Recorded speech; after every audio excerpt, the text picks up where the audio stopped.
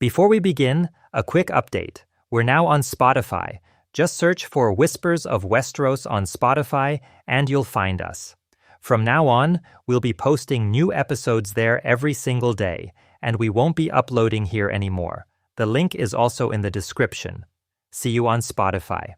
Carrying nothing but curiosity and a wooden spear. His name was Howland Reed, and he was 16 years old when he first understood that the swamps couldn't hold him forever. The neck had raised him. It had taught him which plants would heal and which would kill.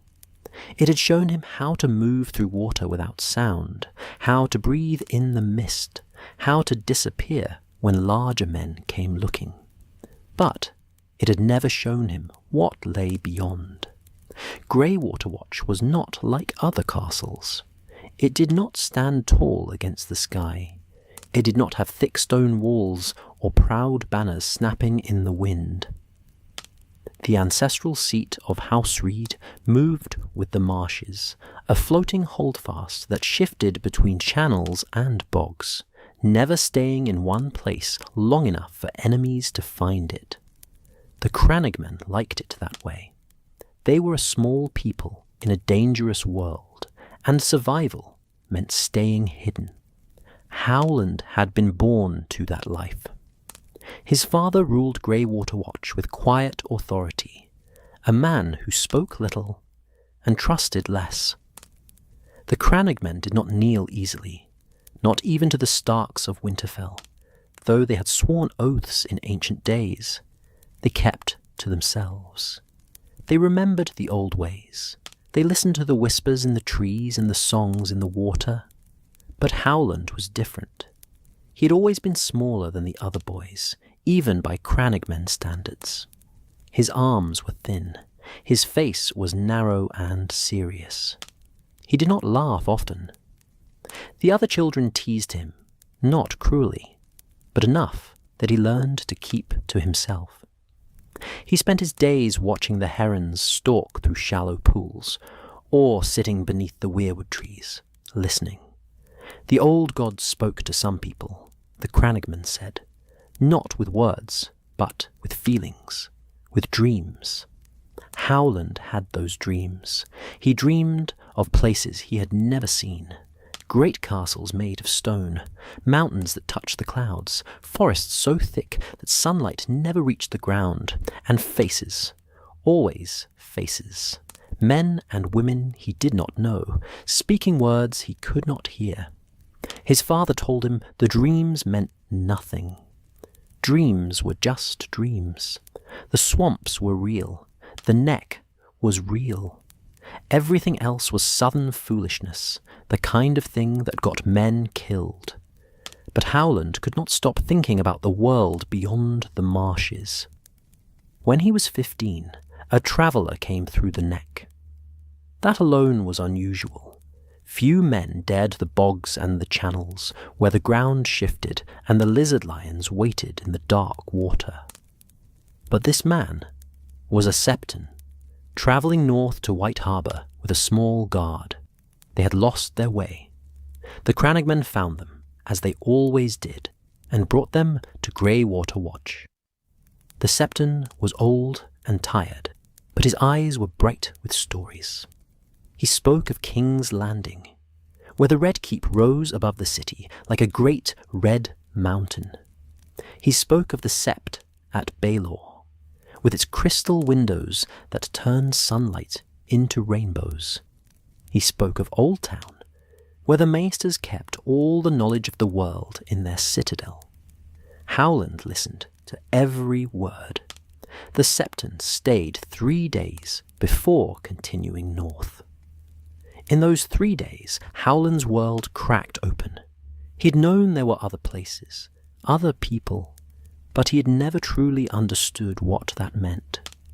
The Septon stories made them real. They made them possible. After the Septon left, Howland could not sleep. He lay awake in the darkness, listening to the night sounds of the swamp, the croaking of frogs, the splash of something large moving through water, the wind in the reeds. It was the only music he had ever known, but now it felt too small. He began asking questions. His father did not like questions. The crannogmen survived by staying quiet, by staying hidden, by not drawing attention. Questions were dangerous. Curiosity was dangerous. But Howland kept asking. He wanted to know about the Isle of Faces, the sacred island in the God's Eye where the old god still held power. He wanted to know about the green men who lived there, who were said to have the sight, who could speak to the trees and hear the voices of the dead. He wanted to know if the stories were true. His father told him to forget such things. The Isle of Faces was far to the south, past the Twins, past Harrenhal, in the Riverlands where wars were fought and lords played their games. It was not a place for crannogmen. It was not a place for anyone with sense. But Howland did not forget. The false spring came in the 277th year after Aegon's conquest. It arrived early, warm and sweet, melting the ice and coaxing flowers from the frozen ground. The small folk said it was a blessing from the gods. The maesters said it was just weather. Howland did not care what it was. He only knew that if he was going to leave, it had to be now. While the roads were clear and the rivers were not yet flooded, he told his father on a grey morning when the mist hung thick over the water and the castle was just beginning to wake. His father did not shout. He did not rage. He simply looked at Howland for a long time, as if seeing him for the first time. "You will die out there," his father said quietly. "Maybe," Howland said, "but I have to go." Why? Howland did not have a good answer.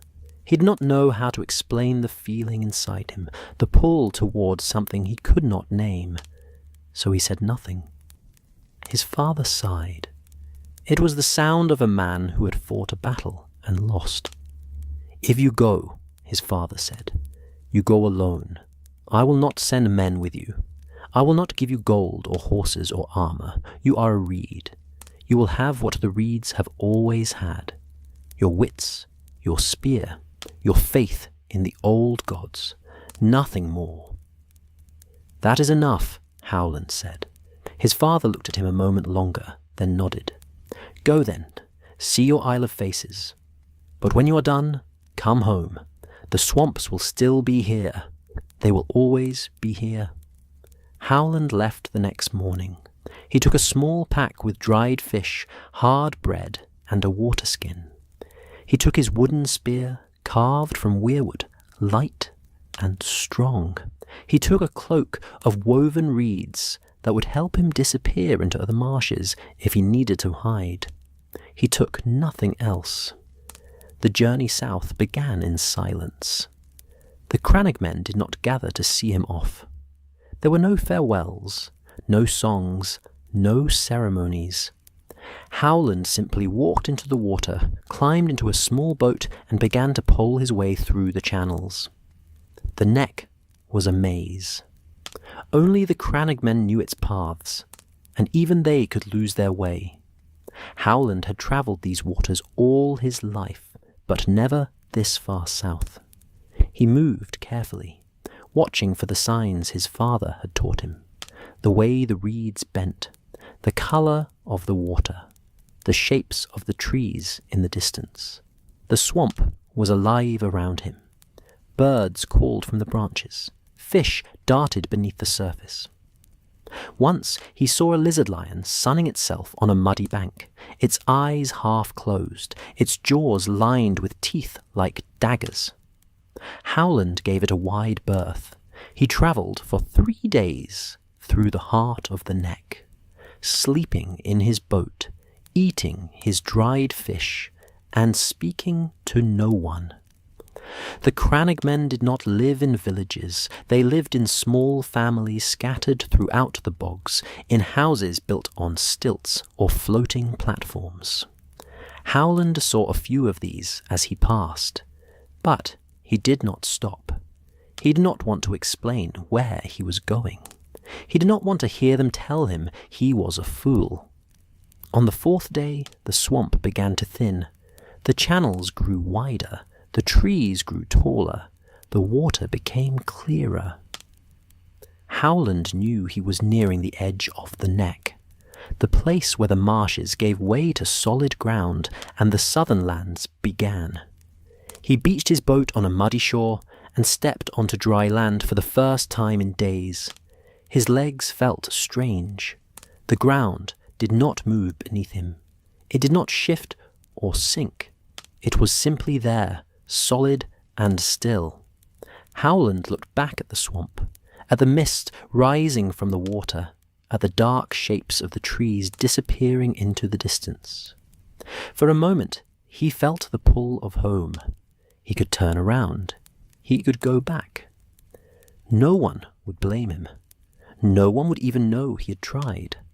But the dreams were still there, whispering at the edges of his mind. The Isle of Faces, the green men, the old gods. Howland turned south and began to walk. The neck had been his entire world. He had never seen land that did not bend or break beneath his feet. He had never seen roads. He had never seen fields of grain, or herds of cattle, or villages with more than a handful of people. Now he saw all of it. The King's Road ran straight and wide through the southern edge of the neck, a great scar of packed earth and stone that cut through the wilderness. Howland stood at its edge and stared. He had heard of the road. The crannogmen used it as a landmark, a way to know where they were when the mists grew too thick. But he had never imagined it would be so large. Travellers moved along the road in both directions. Merchants with wagons, farmers driving sheep, hedge knights in rusted mail. Howland watched them pass, and none of them looked at him. He was small and strange, dressed in woven reeds, carrying a wooden spear. He was no one. He stepped onto the road and began walking south. The world opened up around him. The neck fell away behind him, and the land became gentle and green. Farms spread across the hills, villages clustered near streams. Holdfasts rose in the distance, small castles, where local lords held their land and kept the king's peace. Howland had never seen so many people. In the swamps, a family might go weeks without seeing another soul. Here, the road was never empty. People moved past him constantly, going about their lives, and none of them seemed to notice how strange it all was. They did not marvel at the size of the world. They simply lived in it. He walked for days. His legs grew strong. His feet grew hard. The false spring held, and the weather stayed warm, though the nights were still cold enough to remind him that winter had not truly ended. He slept in ditches and under trees. He ate what he could forage, and when that was not enough, he caught fish in the streams with his hands, the way the crannogmen did. Once, a farmer gave him bread and let him sleep in a barn. The farmer did not ask where Howland was going. He did not ask why a crannogman was walking the King's Road alone. He simply gave what he could and sent Howland on his way. The farther south he went, the more the land changed. The air grew warmer, the trees grew thicker, the rivers grew wider, and always, in the distance, Howland could see the shape of Harrenhal, the great ruined castle that loomed over the riverlands like a broken tooth. He did not go near it. Harrenhal was cursed, everyone said. Kings and lords had tried to hold it, and all of them had died. Howland did not know if curses were real, but he knew enough to stay away from places where death lived. Instead, he turned east, following the roads and the rivers toward the God's Eye, the great lake where the Isle of Faces waited. He reached it on a cloudy afternoon, 2 weeks after leaving Greywater Watch. The god's eye stretched before him, vast and still, its surface like dark glass. In the centre, barely visible through the mist, was the Isle of Faces. Howland stood on the shore and stared at it, his heart pounding. He had made it. He had left the Neck. He had walked through the world of men. And now he was here, at the edge of something older and stranger than any castle or king. The Isle of Faces was sacred ground, where the first men and the children of the forest had made their pact in the Age of Heroes, where the old gods still lived in the weirwoods, where the green men kept their vigil, watching over the trees and the spirits of the dead. Howland did not know what he would find there. He did not know if the green men would even let him land. But he had come too far to turn back now. He found a fisherman mending nets on the shore and asked if the man would take him across. The fisherman looked at him for a long moment, then shook his head. "No one goes to the Isle, boy? Not any more." "Why not?" "Because it's not for us. It's for the old gods and the green men. Men like you and me, we don't belong there." "I need to go," Howland said. The fisherman studied him, then sighed. "You've got the look of someone who won't take no for an answer. Fine, I'll take you across. But I won't wait for you. If the green men don't like you, you'll have to swim back." Howland nodded. "That's fair." They set out in the fisherman's boat, a small wooden craft that rocked gently on the water. The isle grew larger as they approached, a dark smudge of trees rising from the lake. Howland could see the weirwoods now, their white trunks and red leaves standing out against the darker greens and browns of the other trees. The fisherman brought him to a narrow beach and stopped. "This is as far as I go."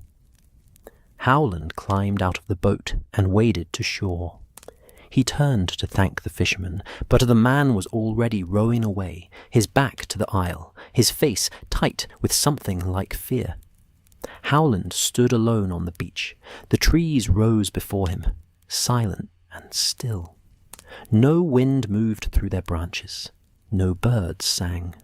The isle was waiting.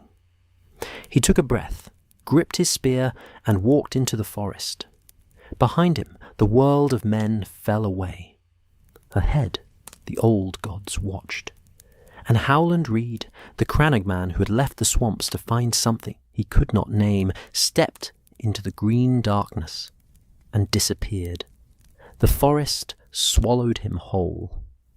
One moment Howland was standing on the beach, looking at trees. The next, he was surrounded by them, wrapped in shadows so thick he could barely see his own hands. The air changed. It grew heavier, older, like breathing in something that had been sealed away for centuries. The sound of the lake disappeared. The world outside the isle simply ceased to exist. Howland moved forward slowly, his wooden spear held ready, though he did not know what he would use it against.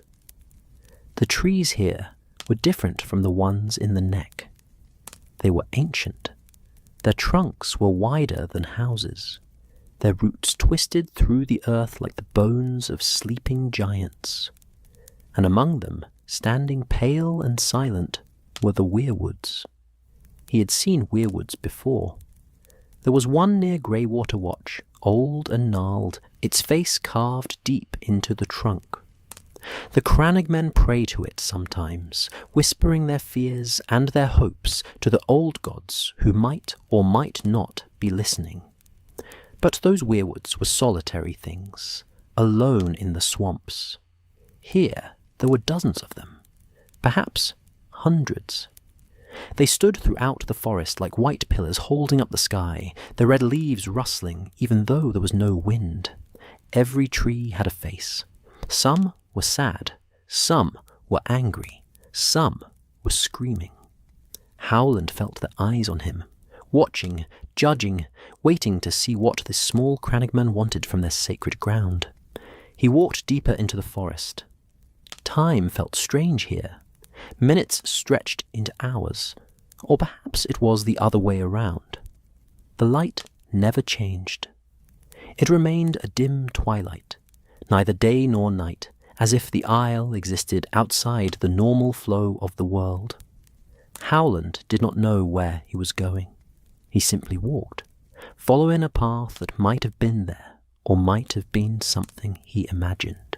His feet moved without thought. The trees guided him, or perhaps the old gods did, pulling him toward the heart of the isle. He walked for what felt like days, though he never grew hungry or tired. He passed clearings filled with standing stones, covered in moss and carved with runes he could not read. He passed pools of still water that reflected nothing, not even the sky. He passed trees so old they had turned to stone, their petrified branches reaching toward the heavens like prayers frozen in time. And then, finally, he saw them. The green men. They stood in a grove of weirwoods, 7 of them, arranged in a circle around a pool of dark water. They were not like other men. Their skin was pale, almost white, like the bark of the weirwoods themselves. Their hair was long and wild, tangled with leaves and vines. Some had antlers growing from their heads, small and delicate, like the antlers of young deer. Others had patterns on their skin, green and brown, that moved and shifted as if they were not tattoos, but living things. They did not speak. They simply looked at him. Howland stopped at the edge of the grove. His heart was pounding. His mouth was dry. He had travelled so far to reach this place, but now that he was here, he did not know what to say. One of the green men stepped forward. He was old, older than anyone Howland had ever seen, his face lined with wrinkles that looked like the rings of a tree. His eyes were green, not the green of leaves or grass, but something deeper, something that held the weight of centuries. The old green man tilted his head, studying Howland the way a raven might study an insect. Then he spoke, and his voice was like wind through branches, soft and distant. "You are far from the swamps, little one," Howland swallowed. "I came to learn." "Learn what?" "I don't know," Howland admitted. "I just knew I had to come here." The green man was silent for a long moment. Then he smiled, and it was not a kind smile. It was the smile of someone who knew secrets that would break a normal man's mind. "The old gods brought you here," the green man said. "They have a purpose for you. Whether you survive that purpose is another matter." Howland felt a chill run down his spine. "What do they want from me?" "To see," the green man said simply. "To hear, to remember. The old gods do not speak in words. They speak in visions and dreams and blood. If you wish to learn from them, you must be willing to let them inside your mind. You must be willing to give up part of yourself." "I'm willing," Howland said, though he didn't truly understand what he was agreeing to. The green man studied him again, then nodded. "Come then, drink from the pool. Let the gods decide if you are worthy." Howland walked into the grove. The other green men watched him but did not move. They were like statues, carved from wood and stone, their eyes following him, but their bodies perfectly still. The pool at the center of the grove was small, no larger than a cart, and its water was black as ink. Howland knelt beside it and looked down. He could not see his reflection. He could not see the bottom. He could only see darkness, deep and endless. "Drink," the old green man said. Howland cupped his hands and dipped them into the water. It was cold, so cold it burned. He brought his hands to his lips and drank. The world exploded. He was no longer kneeling by the pool. He was falling, tumbling through darkness, through time, through the roots of the weirwoods that stretched down into the earth and up into the sky and across all the ages of the world. He saw things he could not understand, faces that blurred together, voices that screamed and whispered and sang. He saw the children of the forest, small and strange, with golden eyes and leaf-covered skin. He saw the first men, tall and fierce, with bronze swords and leather shields. He saw wars and winters and summers that lasted lifetimes. And then he saw something else. A tower, white and tall, rising from red mountains in a land of heat and dust. A woman screaming inside. A man standing guard, his sword white as milk, his cloak fluttering in a wind that carried the scent of blood and roses. A promise. A lie. A truth too terrible to speak. Howland tried to look away, but he could not. The vision held him, forced him to watch, forced him to see. The woman was dying, the man was waiting, and somewhere in the shadows a child was crying. Then the vision shattered, and Howland was back in the grove, gasping for air, his hands still wet from the pool. The old green man was watching him. "What did you see?" Howland could not speak. His mind was reeling, trying to hold on to the fragments of the vision, but they were slipping away like water through his fingers. He remembered the tower. He remembered the woman. But the details were fading, turning into dream logic, impossible to grasp. I don't know," Howland whispered. "I saw something, a tower, a woman, but I don't understand what it meant." "You're not supposed to understand," the green man said. "Not yet. The gods show you what you need to see, when you need to see it.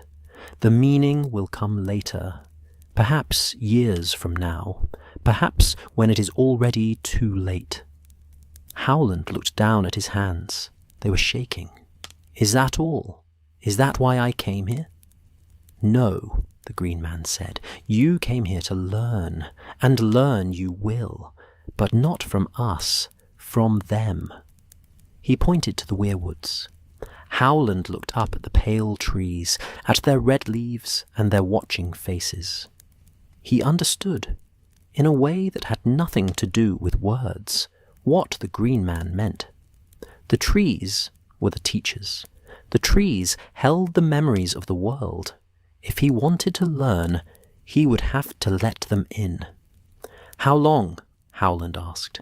"As long as it takes," the green man said. "Time has no meaning here. You may stay a day or a year or a lifetime. When the gods are finished with you, you will know." Howland nodded. There was nothing else to do. He had come this far. He couldn't turn back now. The green men left him alone in the grove. They simply faded back into the forest, becoming part of the trees and the shadows, until Howland could no longer tell if they had ever been there at all. He was alone with the weirwoods. He stayed in the grove, sleeping beneath the trees, drinking from the pool, eating the strange fruits and nuts that grew on the isle. The food tasted like nothing he had ever eaten before.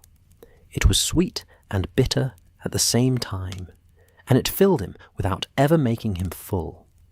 He did not grow hungry, he did not grow weak, he simply existed, suspended in the timeless twilight of the isle. And every night he dreamed. The dreams were not like normal dreams. They were clear and vivid, more real than waking life. He dreamed of the past, of things that had happened long before he was born.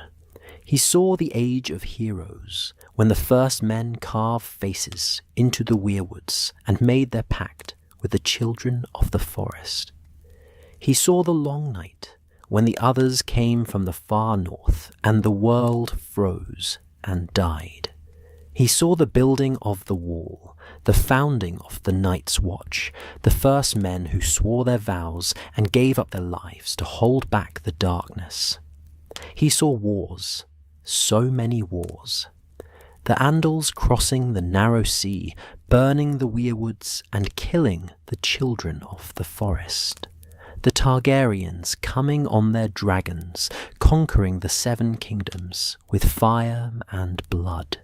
The Blackfire rebellions, brother fighting brother, tearing the realm apart for the sake of a name and a crown.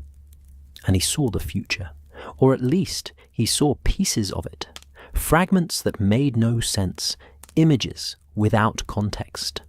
A wolf's head sewn onto a man's body, 3 dragons screaming in the sky, snow falling on a throne made of swords, a woman with silver hair walking into fire and emerging unburned, a wall of ice crumbling into the sea. The dreams came every night, pouring into his mind like water into a cup, filling him until he thought he would overflow. He tried to remember them all, but there were too many. He could only hold on to pieces, flashes of image and sound that lingered when he woke. The green men visited him sometimes. They did not speak often, but when they did, their words were strange and cryptic. They told him about the old gods, about how they were not gods at all, but something else, something older and stranger. They told him about the weirwoods, about how they were connected through their roots, a vast network that stretched across all of Westeros, holding the memories of everyone who had ever died beneath their branches. The trees remember, one of the green men said. They remember everything, every oath sworn, every promise broken, every drop of blood spilled on their roots. That is the gift of the old gods. They do not forgive, they do not forget. They simply watch and remember, and one day all debts will be paid. Howland asked about the vision he had seen, the tower and the woman and the white sword. But the green men only shook their heads. That is not for us to explain, they said. The gods showed you that for a reason. When the time comes, you will understand. Howland did not press them. He was beginning to understand that the Isle of Faces did not work the way the rest of the world worked. Here, answers did not come when you asked for them. They came when they were ready, whether you wanted them or not. He stayed on the isle for what felt like months, though he could not be sure. There were no seasons here, no sun to mark the days, no moon to mark the nights. He simply lived in the endless twilight, learning what the trees would teach him. He learned to be still, to listen, to open his mind and let the whispers in. The crannogmen had always said that some people could hear the old gods, but Howland had never truly understood what that meant. Now he did. It was not about hearing words. It was about feeling the weight of the world, the connections between all living things, the flow of time through the roots of the weirwoods. He learned to see without eyes, to sense things that should have been invisible. He could feel when someone was near, even if they made no sound. He could feel the moods of the forest, the anger of the trees when blood was spilled, the sadness of the earth when winter came. And he learned, slowly and painfully, that knowledge was a burden. The more he saw, the more he understood how small he was, how fragile, how meaningless in the grand sweep of history. The old gods had been here for thousands of years, watching the rise and fall of kingdoms, the birth and death of heroes. They would be here long after Howland was gone, long after everyone he knew was dust. It should have made him feel insignificant. Instead, it made him feel connected. He was part of something larger than himself. A thread in a tapestry so vast he could not see its edges. And even though he was small, even though he would be forgotten, he mattered. His choices mattered. His actions would ripple out into the world in ways he could not predict. That was both comforting and terrifying. One morning, or what felt like morning, Howland woke and knew it was time to leave. He did not know how he knew. He simply felt it, the way you feel the change in the air before a storm. The old green man was waiting for him at the edge of the grove. "You are leaving," the green man said. It was not a question. "Yes," Howland said. "Do you understand what you have learned?" "No," Howland admitted. "But I will." The green man smiled his strange, sad smile. "Yes, you will. And you will wish you did not." He led Howland back through the forest, back to the beach where the fisherman had left him. The journey took only moments this time, as if the isle had grown tired of holding him and was eager to let him go. At the shore, a small boat waited. It was not the fisherman's boat. It was simply there, as if the isle had conjured it from nothing. "Go," the green man said. "The world is waiting for you, and you have a part to play, whether you want it or not." Howland climbed into the boat. He looked back at the isle one last time, at the trees and the mist and the faces carved into the weirwoods. He felt like he should say something, offer some thanks or make some promise. But words felt wrong here. Instead, he simply nodded. The green man raised one hand in farewell, then turned and walked back into the forest. The trees closed around him, and he was gone. Howland picked up the oars and began to row. The god's eye stretched before him, calm and still. Behind him, the Isle of Faces faded into the mist. He did not look back again. When he reached the shore, the false spring had ended. The sky was grey. The air was cold. The world had moved on while he had been away, and Howland had no idea how much time had passed. He stood on the muddy bank, feeling the solid ground beneath his feet, and realized that he was not the same person who had left the Neck weeks or months ago. He had seen too much, learned too much. The boy who had walked into the Isle was gone. In his place was someone quieter, sadder, carrying knowledge he did not want, but could not refuse. The dreams still came at night. The visions still flickered at the edges of his mind. And somewhere in the distance, a tower waited in the mountains of dawn, though Howland did not yet know that was where his path would lead. He turned south toward the road, toward the world of men. The old gods had shown him the beginning of his story. Now he had to live the rest of it. The road to Harrenhal was crowded with fools and dreamers. Howland walked among them, silent and unnoticed, just another face in the stream of people flowing toward the great tournament. Knights rode past on destriers, their armor polished bright, their banners snapping in the wind. Merchants drove wagons loaded with wine and silk and all manner of goods to sell to the lords who would gather. Small folk walked in groups, chattering excitedly about the jousts they would see and the stories they would tell their grandchildren. Everyone was going to Harrenhal. The greatest tournament in a generation, they said. Perhaps the greatest tournament ever. Lords from every corner of the 7 kingdoms would be there. The king himself would attend. There would be jousting and melee and archery contests.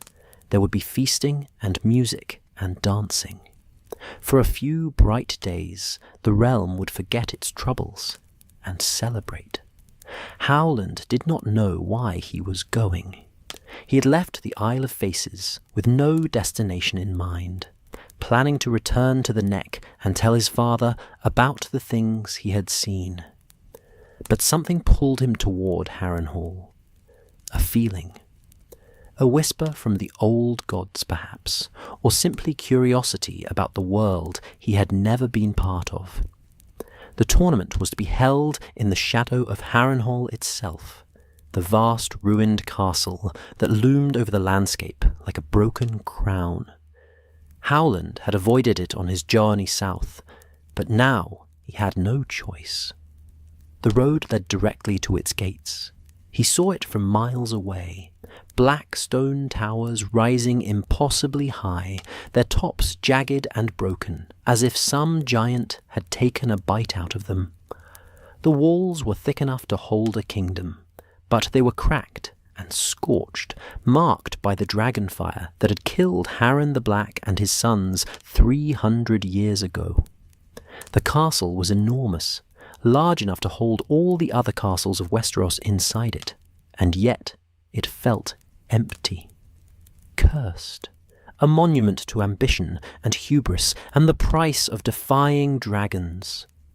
Howland felt the weight of it as he approached. The old gods did not like this place. He could feel their unease, their displeasure at the suffering that had soaked into these stones. Too many people had died here. Too much blood had been spilled. The castle remembered, even if the men who lived in it did not. But the tournament grounds were alive with colour and noise. Pavilions had been erected in the fields outside the castle, hundreds of them, each flying the banners of different houses.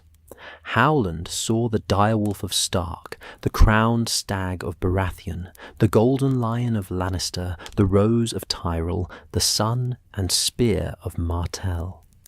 Every great house was represented. Every lord and lady of importance had come to see and be seen. Howland felt very small among them.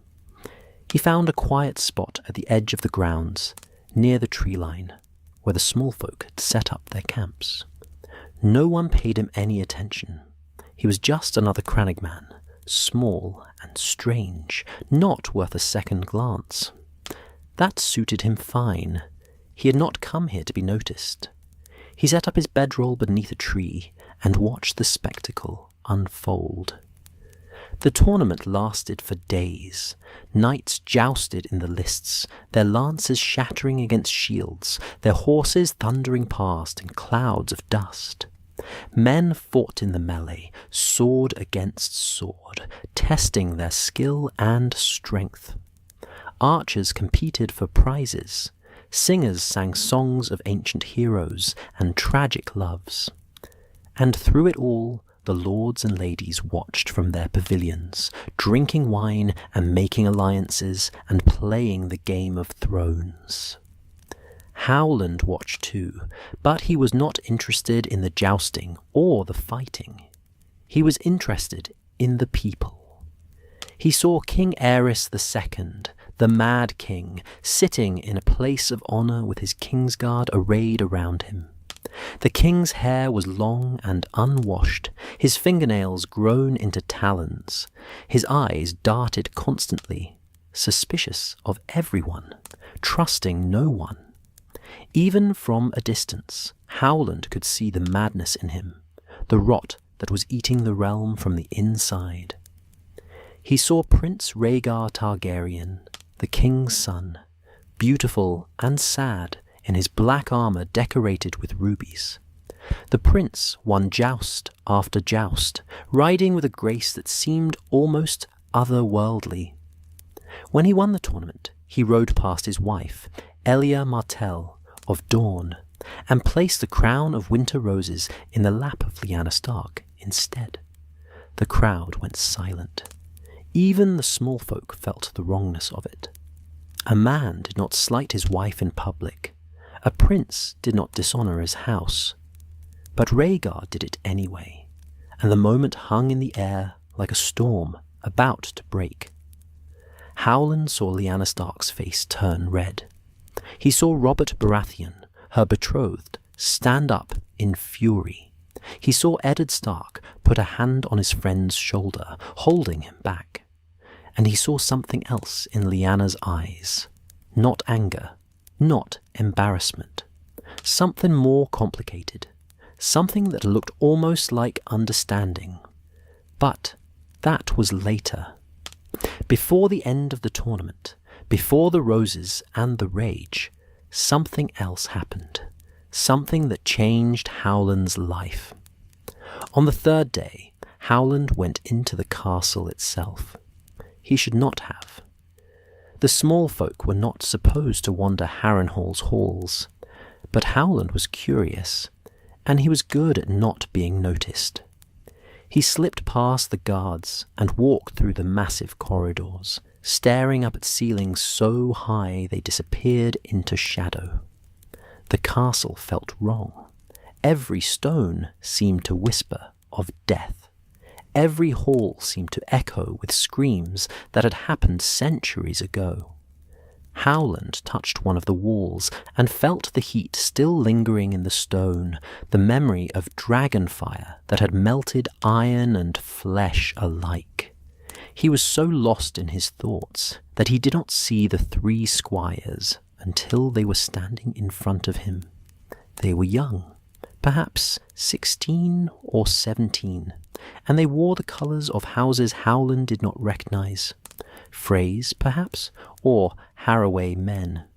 They looked at him the way boys look at something small and weak, something they can hurt without consequence. "What's this?" one of them said. "A frog-eater wandered too far from his swamp."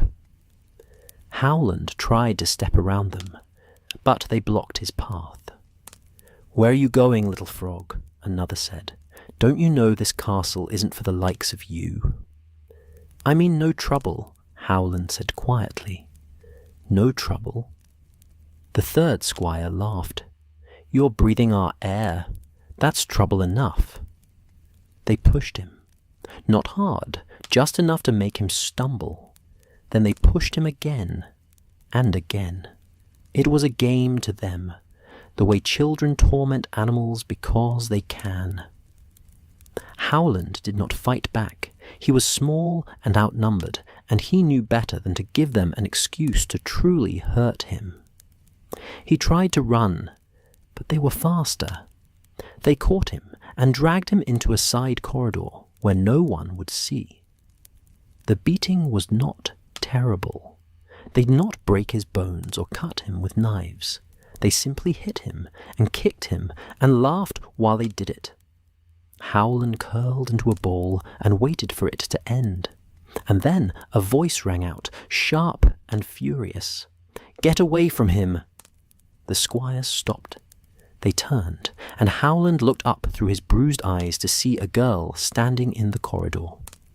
She was young, perhaps 15, with dark hair and grey eyes and a fury in her face that made her look like a wolf ready to bite. Lyanna Stark. "This is none of your concern, my lady," one of the squires said, though his voice was uncertain now. "I'm making it my concern," Lyanna said. 3 against 1. Is that how knights behave where you come from?" "He's just a crannogmen," another squire said. "A nobody." "He's a person," Lyanna snapped, "and you're beating him like a dog. Get out of here before I call my brothers." The squires looked at each other. They knew who Lyanna Stark was.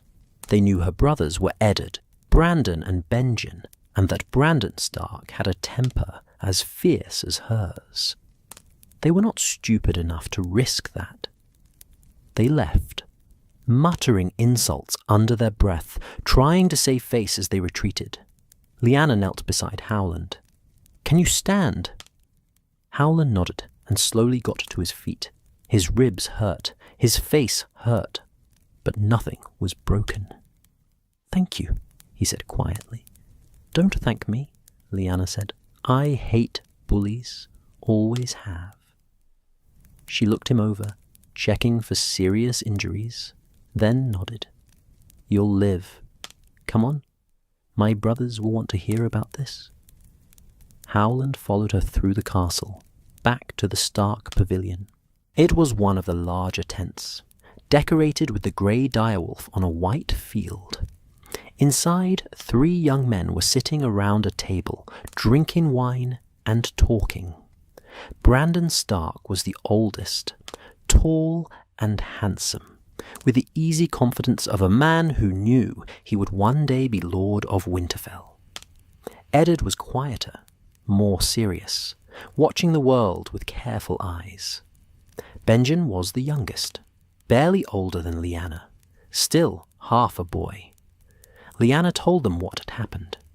Brandon's face darkened with anger. "Who were they?" he demanded. "I don't know," Lyanna said, "but they were cowards." Brandon wanted to find them immediately, to challenge them and make them pay, but Eddard talked him down, as he always did. "Let it go, Brandon. The crannogmen is safe. That's what matters." Howland stood awkwardly near the entrance of the pavilion, feeling out of place among these northern lords. But then Lyanna pulled him inside and made him sit, and Benjen poured him wine, and suddenly he was part of the circle. They talked for hours.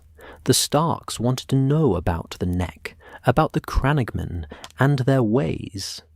Howland told them what he could, though he left out the Isle of Faces and the Green Men and the Visions. Those things were too strange to share with people he had just met. But he told them about the swamps and the moving castle and the lizard lions. He told them about the old gods and the weirwoods and the whispers in the trees. And they listened, truly listened, as if his words mattered. Lyanna was especially curious. She asked about the crannogmen, whether they were warriors, like the story said. Howland told her they were. The swamps did not allow for soft women. Everyone had to fight to survive. "I wish I could see it," Lyanna said wistfully. "The Neck sounds like freedom."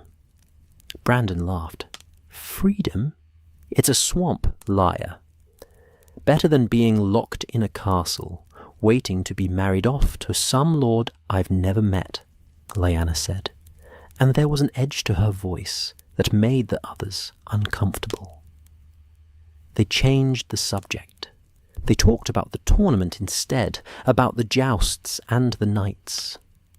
But Howland noticed that Lyanna's smile did not quite reach her eyes. Over the next few days, Howland stayed near the Stark pavilion. He was not part of their household, but they treated him like a friend. He ate with them sometimes. He listened to their stories. He watched them move through the tournament crowds, and he saw how different they were from the southern lords. The Starks were direct, honest. They did not play games the way the others did. They said what they meant, and meant what they said. In a place like Harrenhal, full of lies and intrigue and hidden daggers, that kind of honesty was dangerous. Howland liked them for it. And then, on the 4th night of the tournament, something strange happened. A mystery knight appeared in the lists. He was small, smaller than any knight had a right to be, and his armor was mismatched and ill-fitting. His shield bore the image of a laughing weirwood tree. No one knew who he was.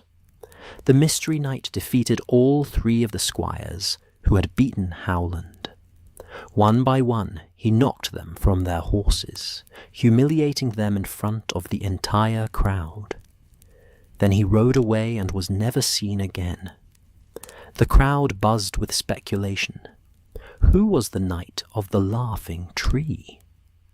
Some said it was a disguised lord. Others said it was a woman. A few whispered that it was magic, the old gods themselves taking vengeance.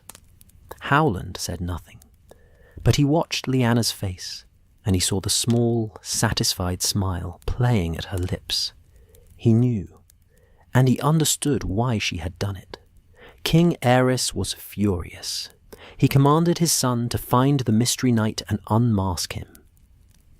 Prince Rhaegar rode out with his men, searching the camps, but he returned empty-handed.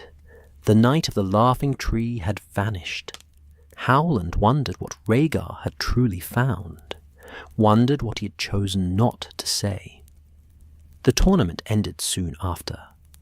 Rhaegar won, as everyone knew he would, and crowned Lyanna the Queen of Love and Beauty. And the seeds of war were planted in that single terrible moment. Howland left Harrenhal the next day.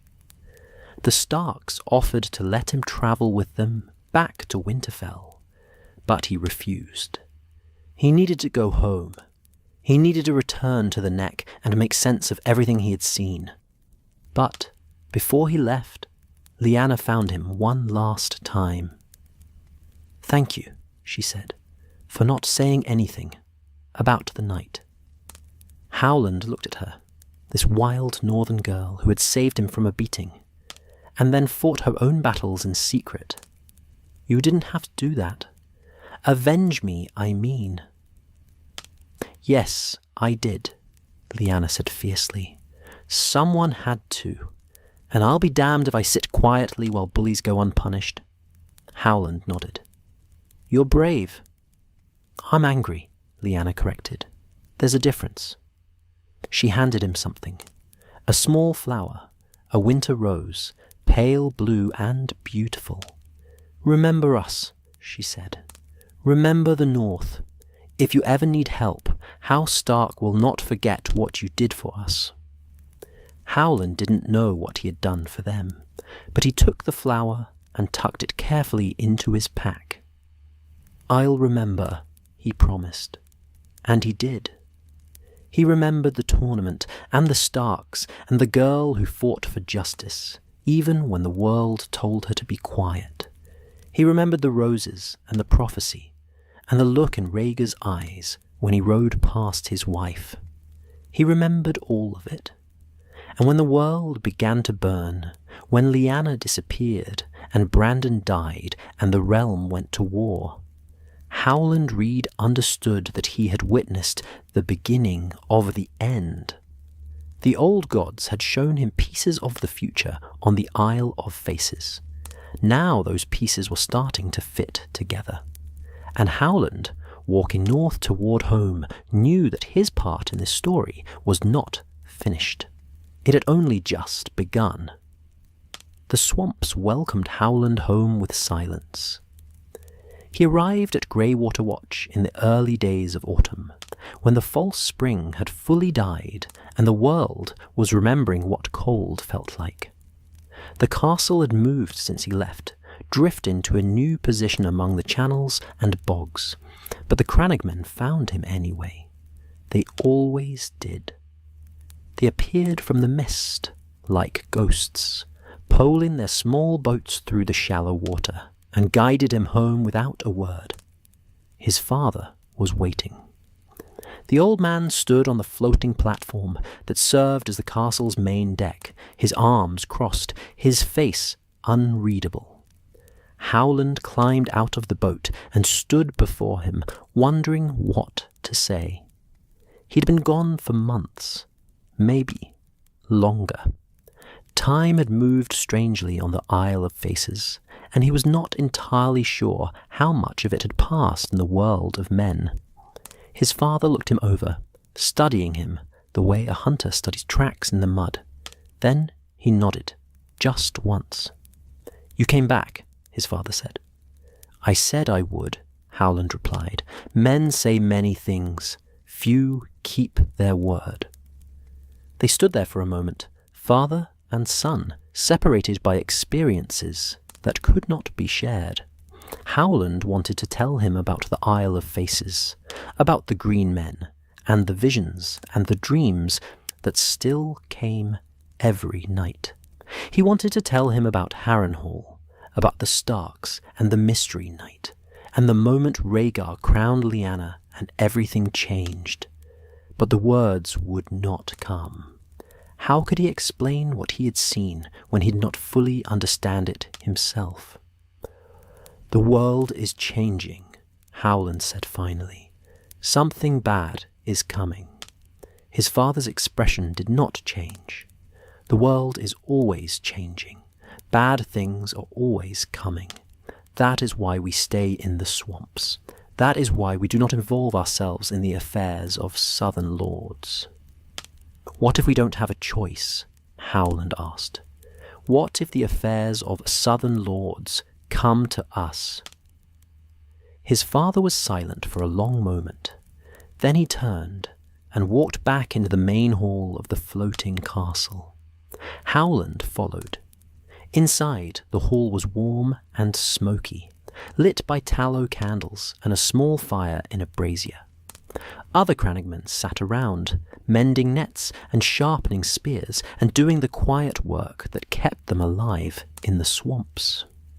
They glanced at Howland, but did not speak. The crannogmen were not a talkative people. Howland's father sat down by the fire and gestured for Howland to do the same. "Tell me what you learned," his father said. So Howland told him. Not everything. Not the visions or the prophecies or the tower he had seen in his dreams. But he told him about the Isle of Faces and the old gods. He told him about the tournament and the Starks and the tension that hung over Harrenhal like a coming storm. His father listened without interrupting. When Howland finished, the old man stared into the fire for a long time. "You have been touched by something," his father said finally. "I can see it in your eyes. The old gods have marked you. I do not know if that is a blessing or a curse." "Neither do I," Howland admitted. "Then we will wait," his father said, "and we will watch. And if the southern lords bring their wars to the neck, we will do what we have always done. We will survive." Howland nodded.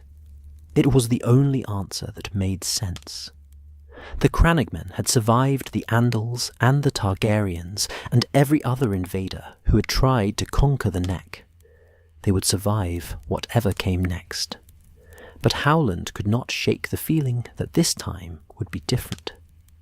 The seasons turned. Autumn deepened into winter. The swamps grew colder, and ice formed on the still pools at night. The crannogmen retreated deeper into the bogs, away from the roads and the channels where strangers might travel. They lived as they had always lived, hunting and fishing and staying hidden. And then the ravens came. The first arrived on a grey morning, struggling through the mist to reach Greywater Watch. It bore a message from Winterfell, sealed with a direwolf of House Stark. Howland's father read it in silence, then handed it to Howland. The message was brief. Lyanna Stark had been taken. Brandon Stark was riding to King's Landing to demand her return. Lord Rickard Stark was following with a host of northern men. Howland felt his stomach drop. He remembered Lyanna's face at Harrenhal, the way she had looked at Rhaegar when he crowned her queen of love and beauty. He remembered the anger in Brandon's eyes, the fury that burned just beneath the surface. "This is bad," Howland said quietly. "This is southern madness," his father replied. "It has nothing to do with us." But Howland knew better. The old gods had shown him fragments of something terrible. A woman screaming, a man with a white sword, a promise and a lie, and a truth too dangerous to speak. He didn't know what it all meant, but he knew it was connected to this, to Lyanna, to the Starks, to him. More ravens came over the following weeks, each one bringing worse news than the last. Brandon Stark had been arrested in King's Landing. Rickard Stark had been summoned to answer for his son's crimes. They were both dead now, killed by the Mad King in ways too horrible to describe. Rickard burned alive in his armour, while Brandon strangled himself, trying to save his father. Aerys had demanded that Jon Arryn send him the heads of Robert Baratheon and Eddard Stark as well. Instead, Jon Arryn raised his banners. The rebellion had begun. Howland read each message with growing dread. The visions from the Isle of Faces flickered at the edges of his mind, fragments of fire and blood and broken promises. He had seen this coming. The old gods had warned him. But knowing something was coming and being able to stop it were two very different things. The war spread across the realm like a plague. Robert Baratheon declared himself the true king and marched against the Targaryens. Eddard Stark returned to Winterfell to gather the Northern Lords. The Riverlands rose in rebellion. The Stormlands rallied to Robert's cause. The realm was tearing itself apart, and the Neck became a battlefield. The Southern Lords needed to march north to support the king, or they needed to march south to support the rebellion. Either way, they had to cross the Neck, and the crannogmen controlled the Neck. Howland's father called a gathering of the clan leaders.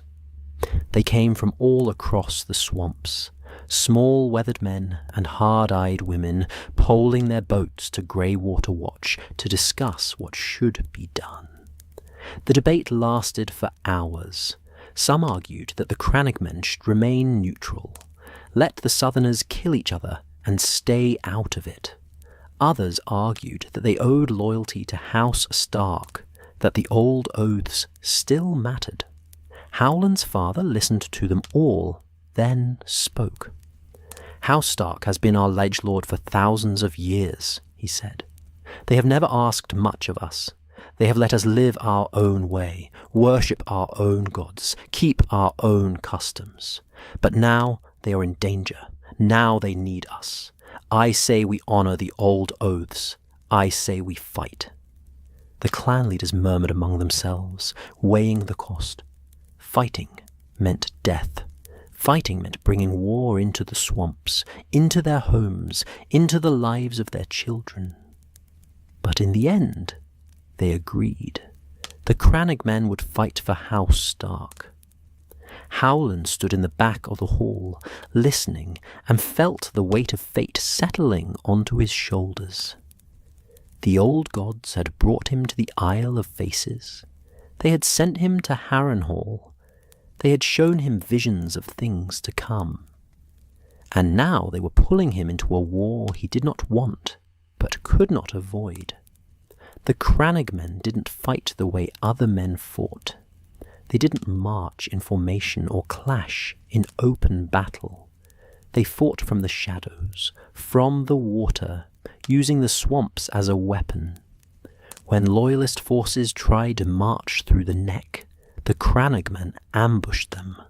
They shot arrows from the mist and disappeared before the enemy could retaliate.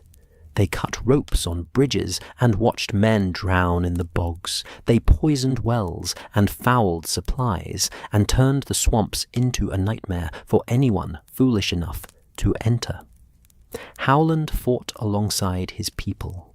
He was not a warrior in the southern sense. He could not swing a longsword or wear heavy armour. But he could move through the swamps without sound. He could shoot a bow from 100 paces. He could disappear into the reeds and become invisible.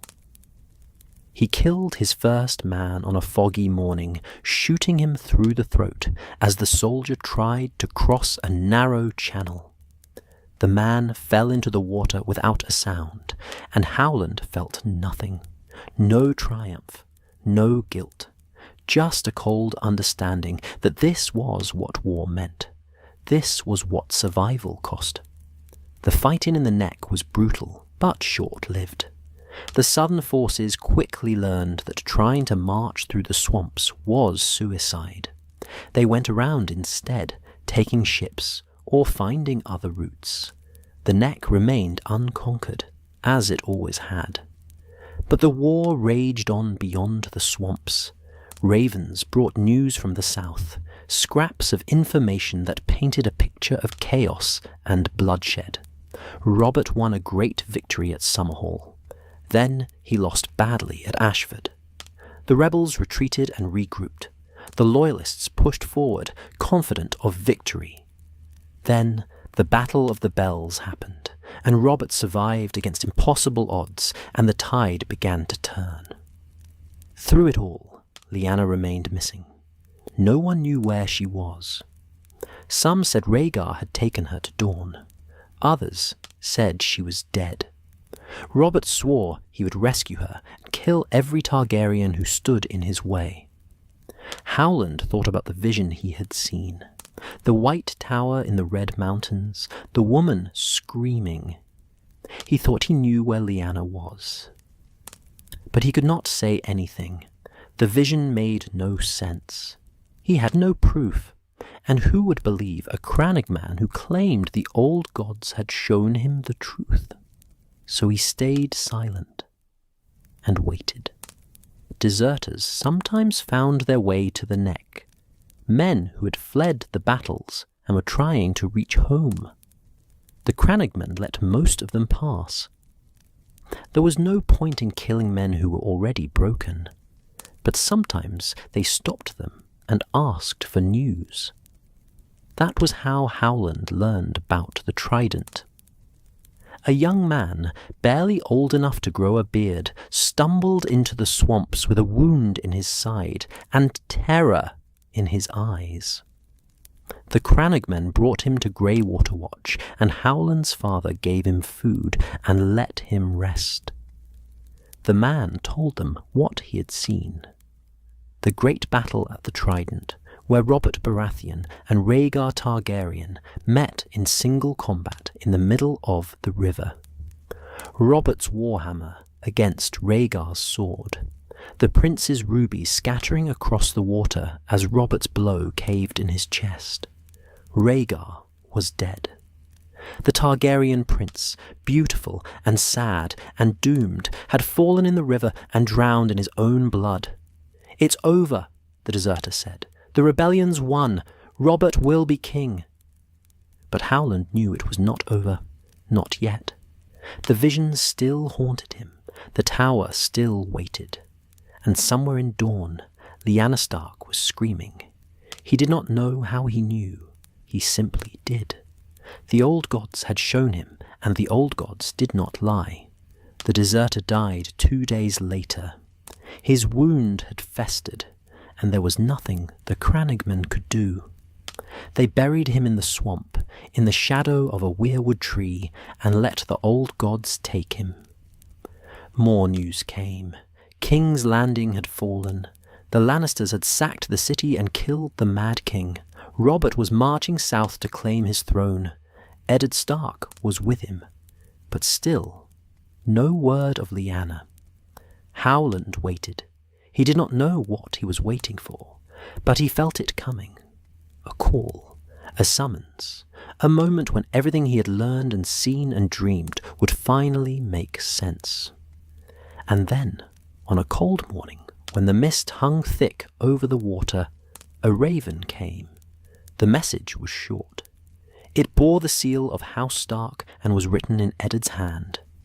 "Howland, I need you. Come to King's Landing as quickly as you can. Tell no one." Ned Howland read the message 3 times, his heart pounding. This was it. This was the moment the old gods had been preparing him for. His father saw the look on his face and knew. "You're leaving again." "I have to," Howland said. "Will you come back this time?" Howland thought about the tower and the woman and the white sword and the truth waiting at the end of this journey. He thought about promises and lies and the cost of keeping secrets. "Yes," he said, "but I'll be different when I do." His father nodded. He did not ask for explanations. The crannogmen understood that some things could not be spoken aloud. Howland left the next day. He travelled light, carrying only his spear and his pack and the weight of everything he had seen. He moved quickly through the swamps, then onto the King's Road, then south toward the capital. He did not know exactly what Ned Stark needed from him, but he knew it involved Lyanna. He knew it involved the tower and the truth and the promise that would change everything. The war was ending. The realm was about to have a new king. Robert Baratheon would sit the Iron Throne and rule the Seven Kingdoms. But Howland Reed, the small crannogman who had left the swamps to find the old gods, knew that some wars never truly end. Some secrets are too dangerous to die, and some promises must be kept, no matter the cost. He walked south through a world scarred by war, and he did not look back. The old gods were watching, and Howland was ready to play his part. King's Landing stank of death and ashes. Howland arrived 3 weeks after the sack, and the city was still bleeding. Bodies had been cleared from the streets, but the smell remained. Smoke still rose from buildings that had burned when the Lannisters broke through the gates. The Red Keep loomed above it all, its walls stained with soot, its halls haunted by the ghosts of everyone who had died there. Howland walked through the city gates with his hood pulled low, just another face in the crowd of soldiers and merchants and small folk trying to rebuild their lives. The gold cloaks at the gate barely glanced at him. A small man in rough clothes, carrying a wooden spear, was not worth their attention. He made his way through the twisting streets, following the directions in Ned's letter, not to the Red Keep, where Robert now held court, not to any of the great houses or noble quarters. Instead, to a modest inn near the river, where northern soldiers had taken rooms while they waited for their lord to finish his business in the capital. The inn was called the Wounded Heart. Howland thought that was fitting. Robert had won his throne, but he had not found what he was really fighting for. Lyanna was still missing, and judging by the grim faces of the northern men drinking in the common room, they all knew what that meant. Howland asked for Eddard Stark. A guard led him upstairs to a private room at the end of a narrow hallway. The guard knocked once, then stepped aside. "Come in," Ned's voice called from inside. Howland opened the door and stepped into the room. Ned Stark stood by the window, looking out at the city. He had changed since Harrenhal. The easy smile was gone. His face was harder now, lined with grief and anger and exhaustion. He wore simple clothes, not the fine garments of a lord, and his hair was longer, tangled and unwashed. He looked like a man who'd been at war for too long. When he turned and saw Howland, something like relief crossed his face. "You came," Ned said. "You asked me to," Howland replied simply. Ned crossed the room and gripped Howland's shoulder. It was not a gesture between a lord and a crannogman. It was a gesture between friends, between men who had shared something important and knew they could trust each other. "Thank you," Ned said quietly. "I wasn't sure you would get the message. I wasn't sure you would come even if you did." "You saved me at Harrenhal," Howland said. "Your sister saved me. I owe House Stark." Ned's face darkened at the mention of Lyanna. He let go of Howland's shoulder and moved back to the window, staring out at the city. "She's alive," Ned said. "Lyanna, she's alive, and I know where she is." Howland's heart began to pound. The vision flashed through his mind. The white tower, the red mountains, the woman screaming. "Where?" Howland asked, though he already knew. "Dawn," Ned said. the Tower of Joy, in the Red Mountains. Rhaegar kept her there. He's dead now, but his Kingsguard are still there. 3 of them. The finest knights in the 7 kingdoms, standing guard over a tower in the middle of nowhere. Why? Howland asked. The war is over. Rhaegar is dead. The king is dead. Why are they still there? Ned turned to face him, and Howland saw something in his eyes. Pain, confusion, fear. I don't know, Ned said, but I intend to find out. He moved to a table where a map was spread out, showing the southern kingdoms. His finger traced a line from King's Landing down through the Reach and into Dawn. I'm taking 6 men, Ned said. Good men, loyal men.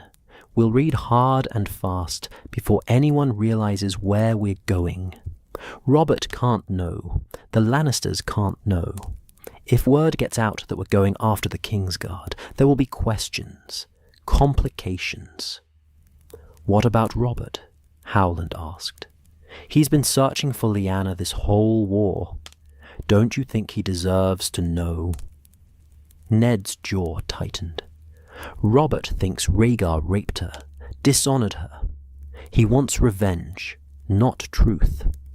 If I bring him with me, he'll kill anyone who gets in his way, and he'll ask questions later. I need to get to Lyanna first. I need to hear what happened from her own lips. Howland understood. He had seen Robert at Harrenhal, had seen the fury in the young lord's face when Rhaegar crowned Lyanna. Robert loved her, but it was a selfish love, a possessive love. He loved the idea of Lyanna more than he loved the actual woman. Who are you taking? Howland asked. Ned listed the names. Martin Cassell, his master-at-arms, Theo Wool and Ethan Glover, who had fought beside him through the whole war, Mark Riswell and William Dustin, loyal Northern lords, and Lord Willem Dustin himself, who commanded respect and could lead men if Ned fell. 7 men total, including me, Ned said, against 3 Kingsguard. Why me? Howland asked. I'm not a knight. I'm not a warrior like your other men. Ned looked at him for a long moment. Because you're different. Because you see things other men don't. Because Lyanna trusted you, and so do I. And because I have a feeling that whatever is waiting for us at that tower, I'm going to need someone who understands more than just swords and honor. Howland felt the weight of the old gods pressing down on him. This was why they had sent him to the Isle of Faces. This was why they had shown him the visions. This was the moment everything had been leading toward. When do we leave? Howland asked. Tomorrow at dawn, Ned said. We travel light and fast. No banners, no armor that would mark us as lords. We're just men riding through the countryside. If anyone asks, we're hedge knights looking for work. Howland nodded. I'll be ready. Ned gripped his shoulder again. Thank you, Howland, truly. That night, Howland could not sleep. He lay on a thin mattress in a room he shared with 2 northern soldiers, listening to them snore, and stared at the ceiling. The visions came to him, clearer than they had ever been before. He saw the tower rising from the Red Mountains, white stone gleaming in the sun. He saw 3 men in white cloaks standing at its base, their swords drawn. He saw Ned riding toward them, his face grim and determined. He saw blood, so much blood, men falling, swords breaking, screams echoing off the mountainside. And then he saw something else, something the old gods hadn't shown him before. A child, a baby, with dark hair and grey eyes, crying in a room at the top of the tower. Howland sat up, his heart racing. A child. There was a child in the tower. Suddenly, everything made sense. The Kingsguard standing watch, Rhaegar keeping Lyanna hidden, the secret that was too dangerous to speak.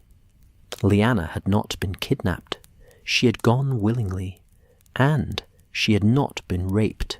She had given Rhaegar a son. Howland felt like the world had tilted beneath him. If this was true, if there was a Targaryen heir hidden in that tower, then everything would change. Robert's claim to the throne was built on the idea that he was avenging his stolen bride. The realm had rallied to him because Rhaegar had dishonoured a high-born lady. But if Lyanna had loved Rhaegar, if she had chosen him, if she had borne his child, the truth would destroy Robert.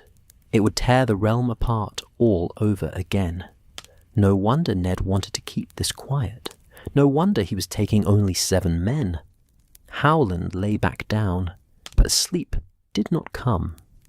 He stared at the ceiling and thought about the weight of secrets, about the things men did to protect the people they loved, about the lies that had to be told to keep the truth from burning the world down. The old gods had shown him this for a reason. They had prepared him for this moment. But he did not feel prepared. He felt terrified. They left at dawn, just as Ned had said. 7 men on horseback, riding out of King's Landing before the city fully woke. Howland had never ridden a horse before, not properly, but the northern men found him a gentle mare and taught him the basics. He would not win any races, but he could stay in the saddle. They rode south through the Reach, avoiding the main roads when they could, sleeping rough in fields and forests. The land was scarred by war. Burned villages, abandoned farms, gallows with corpses still hanging from them. The realm had paid a terrible price for Robert's crown. The men did not talk much. They were all veterans of the rebellion, hard men who had seen too much death to waste words on small talk. But they treated Howland with respect, even though he was small and strange, and clearly out of place among northern warriors. Martin Castle told him stories around the campfire, tales of Winterfell and the North. Theo Wool taught him how to care for his horse.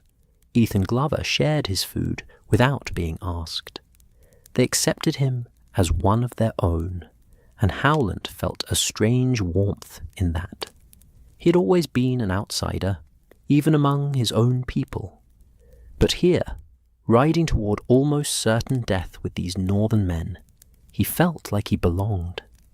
Ned rode at the front, silent and brooding, carrying the weight of command on his shoulders. Howland watched him and saw the boy from Harrenhal slowly disappearing, replaced by the Lord of Winterfell, the man who would have to make impossible choices and live with the consequences. They crossed into dawn on a hot afternoon, when the sun beat down like a hammer and the land turned red and rocky. The mountains rose in the distance, jagged and harsh, nothing like the gentle hills of the Reach or the soft green swamps of the Neck. Dawn was a different world, dangerous and unforgiving, the perfect place to hide a secret. They found a guide in a small village, an old man who knew the mountains, and agreed to lead them to the Tower of Joy for a handful of silver. He looked at them with knowing eyes, as if he understood exactly what they were riding toward, but he asked no questions. The ride into the mountains took 2 days. The path was narrow and treacherous, winding between cliffs and crossing dry riverbeds. The heat was oppressive. Howland felt like he was being cooked alive in his clothes, but he did not complain. The northern men suffered in silence, so he did the same. On the morning of the 3rd day, they saw it. The Tower of Joy rose from a small plateau, a round tower of white stone with a conical roof. It looked almost peaceful, beautiful even, standing alone against the red mountains and the blue sky. But Howland felt the dread in his stomach, the cold certainty that death waited there. At the base of the tower, 3 men stood waiting. They wore white cloaks that rippled in the hot wind. Their armor was polished bright, catching the sunlight. Even from a distance, Howland could see the quality of their weapons, the confidence in their stance. Sir Arthur Dane, the Sword of the Morning, wielding Dawn, the legendary greatsword forged from a fallen star. Sir Oswell Went, the black bat of his house emblazoned on his shield. Sir Gerald Hightower, the Lord Commander of the Kingsguard, the White Bull himself. 3 of the finest knights who had ever lived. 3 men who had sworn oaths to protect the Targaryen dynasty, even unto death. Ned raised his hand, and the company stopped. They dismounted, leaving the horses with the guide, who took one look at the scene and rode away as fast as his old mule would carry him. Howland stood with the northern men, his wooden spear in his hand, and watched Ned walk forward alone. The conversation that followed would be etched into Howland's memory forever. Ned's voice, asking the Kingsguard why they were not at King's Landing defending their king. Sir Gerald's reply that their king was dead, and they were sworn to protect the royal family. The terrible understanding dawning on Ned's face. "I looked for you on the Trident," Ned said. "We were not there," Sir Gerald replied. "Woe to the usurper, if we had been," said Sir Oswell. "When King's Landing fell, Sir Jaime slew your king with a golden sword, and I wondered where you were." "Far away," said Sir Gerald, "or Aerys would yet sit the Iron Throne, and our false brother would burn in 7 hells." "I came down on Storm's End to lift the siege," Ned said, "and the lords Tyrell and Redwyne dipped their banners, and all their knights bent the knee to pledge us fealty. I was certain you would be among them." "Our knees do not bend easily," said Sir Arthur Dane. "Sir Willem Darry is fled to Dragonstone with your queen and Prince Viserys. I thought you might have sailed with him." "Sir Willem is a good man and true," said Sir Oswell. "But not of the Kingsguard," Sir Gerald pointed out. "The Kingsguard does not flee." "Then, or now," said Sir Arthur. He donned his helm. "We swore a vow," explained old Sir Gerald. Ned's voice broke when he spoke next. "I wish you good fortune in the wars to come." And then there was nothing left but steel and death. Howland gripped his spear and prepared to fight for a truth he barely understood, alongside men who had become his brothers, against legends who would rather die than break their oaths. The old gods were watching, and the tower waited. The world narrowed to the sound of steel and screaming. Howland had never been in a real battle before. The ambushes in the neck had been quick, brutal things. An arrow from the mist, a spear in the dark. Men dying before they knew they were being attacked. But this was different. This was 7 men against 3, and the 3 were the finest knights in all of Westeros. It was not a battle. It was a slaughter. Sir Arthur Dane moved like water, like wind, like something that should not have been possible. Dawn sang in his hands, the pale blade cutting through the air with a sound like music. Every movement was perfect. Every strike found its mark. He was not fighting. He was dancing, and men were dying around him. Mark Riswell went down first, Dawn taking him through the throat before he even raised his sword. He fell without a sound, his blood spraying across the white stones of the tower. Sir Gerald Hightower fought like a mountain, immovable and unstoppable. His sword was heavy and brutal, smashing through guards and breaking bones. William Dustin charged him with a roar, and Sir Gerald caught the blow on his shield, then drove his blade through Dustin's chest. The Northern Lord fell to his knees, coughing blood, and Sir Gerald kicked him aside like a sack of grain. Sir Oswell went, was faster than he looked. He caught Ethan Glover with a quick thrust under the arm, where the armor did not protect, and Glover stumbled back with a cry of pain. Theowall tried to help him, swinging his axe in a wide arc, but Sir Oswell ducked under it and opened Wool's belly with a backhand slash. Howland watched in horror as the northern men fell. These were warriors, veterans of Robert's rebellion, men who had survived a year of war against the best fighters the Targaryens could field, and they were being cut down like wheat before a scythe. Ned fought Sir Arthur Dane, and it was everything Howland had feared.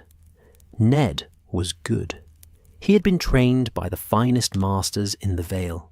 He was strong and quick and brave, but Sir Arthur was better. He was always better. Dawn moved in patterns that seemed impossible, blocking every strike, finding every opening. Ned's sword rang against the pale blade again and again, and each time it felt like the northern steel would shatter. Martin Castle tried to help his lord, attacking from the side, but Sir Gerald was there, blocking his path. The two older warriors circled each other, trading blows that shook the air. Castle was skilled, but Sir Gerald had fought for 40 years. He had killed rebels and outlaws and knights from every corner of the realm. He knew every trick, every feint, every desperate gambit. Cassell made one mistake. He overextended on a thrust, putting too much weight forward. Sir Gerald caught his sword on his shield, twisted and drove his blade through Cassell's eye. The Master-at-Arms of Winterfell fell beside his lord, dead before he hit the ground. 6 men down. Only Ned and Howland remained. Howland stood frozen, his wooden spear clutched in shaking hands. He was not supposed to be here. He was a crannogmen, a hunter of frogs and fish. What could he possibly do against the sword of the morning? Ned was bleeding, a cut on his arm, another on his leg. He was slowing down, and Sir Arthur was not. The Kingsguard moved with the same perfect grace, his white cloak swirling behind him, his face calm behind his helm. He was not even breathing hard. "It didn't have to be this way, Stark," Sir Arthur said, his voice sad. "We could have let you see her. We could have talked." "You stood between me and my sister," Ned gasped, blocking another strike. "What choice did you give me?" "The same choice you're giving us now," Sir Arthur replied, "to break our vows or to die. We chose to die. Can you say the same?" He attacked again, and Ned barely caught the blow. The force of it drove him to one knee. Dawn rose high, ready for the killing stroke. And Howland moved. He did not think. He simply acted. The old gods hadn't brought him here to watch Ned Stark die. They had brought him here for this moment, for this one impossible choice. Howland lunged forward, his wooden spear aimed not at Sir Arthur's body, but at his legs. It was a coward's attack, and dishonourable strike. But the crannogmen did not fight with honour. They fought to survive. The spear caught Sir Arthur behind the knee, in the gap where the armour did not protect. It was not a killing blow. It was barely even a wound. But it was enough to make the greatest knight in the realm stumble. Sir Arthur twisted, trying to recover, but his leg buckled beneath him. For just a moment, just a heartbeat, the sword of the morning was off balance. Ned did not hesitate. He drove his sword through Sir Arthur's throat. The legendary knight fell. Dawn clattered to the stones, its pale blade stained with blood. Sir Arthur reached up, his hands grasping at nothing, and then he was still. The silence that followed was deafening. Sir Gerald and Sir Oswell stopped fighting. They looked at their fallen brother, and something terrible crossed their faces. Not fear, not anger, just a deep, profound sadness. "It is done, then," Sir Gerald said quietly. He lowered his sword. "We have failed." Sir Oswell looked at Ned, then at Howland. "The crannogman fights without honour." "The crannogman fights to live," Howland replied, his voice shaking. "Same as everyone else." Sir Gerald shook his head. "No, boy. Some of us fight for something more than survival. We fight for the oaths we swore, for the vows we made, even when the world forgets what those vows meant." "Then why did you stay here?" Ned demanded, his sword still raised. "Your king is dead. Your prince is dead. The war is over. Why did you stay?" Sir Gerald and Sir Oswell looked at each other. Some unspoken communication passed between them. Then Sir Gerald spoke, and his voice was heavy with resignation. "We stayed because we swore to protect the king," he said. "And the king is in that tower." Ned's face went white. "What?" But the Kingsguard did not answer. They raised their swords and charged. The fight was brief and brutal. Ned and Howland fought side by side, 2 men against 2, and this time the odds were more even. Sir Gerald and Sir Oswell were tired. They had already fought 6 men. Their armour was dented. Their movements were slower. But they were still Kingsguard. They still fought like men who had nothing left to lose. Sir Oswell came at Howland with a flurry of strikes, and Howland barely managed to dodge. His wooden spear was no match for a knight's sword. He ducked and weaved, using his small size to his advantage, staying low and moving fast. Sir Oswell's blade whistled over his head, and Howland thrust upward with his spear, catching the knight in the armpit where the plates did not meet. Sir Oswell grunted in pain, stumbled, and Howland drove the spear deeper. The knight fell to his knees, blood pouring from the wound. He looked at Howland with something like respect in his eyes. "Not bad, crannogman," he wheezed. Then he died. Ned fought Sir Gerald alone. The old knight was a giant, strong and skilled, and he pushed Ned back step by step. But he was bleeding from a dozen wounds now. His breathing was ragged. His strikes were losing their precision. Ned saw his opening and took it. He feinted high, then struck low, his blade sliding under Sir Gerald's guard and into his belly. The Lord Commander of the Kingsguard looked down at the sword in his gut, then up at Ned. He smiled, just a little. "We kept our vows," he said. Tell her we kept our vows." Then he fell, and the last of the Kingsguard was gone. Ned stood among the bodies of his friends and his enemies, breathing hard, covered in blood. Howland stood beside him, his spear broken, his hands shaking. "The king is in that tower," Ned said, his voice hollow. "Gods help us, the king." They climbed the stairs together, leaving the dead behind. The tower was cool and dark inside, a relief from the brutal heat of the dawnish sun. The stairs wound upward in a tight spiral, and Howland's legs burned as they climbed. His mind was reeling. The king. Sir Gerald had said the king was in the tower. But how could that be? Aerys was dead. Rhaegar was dead. Little Viserys was on Dragonstone with his mother.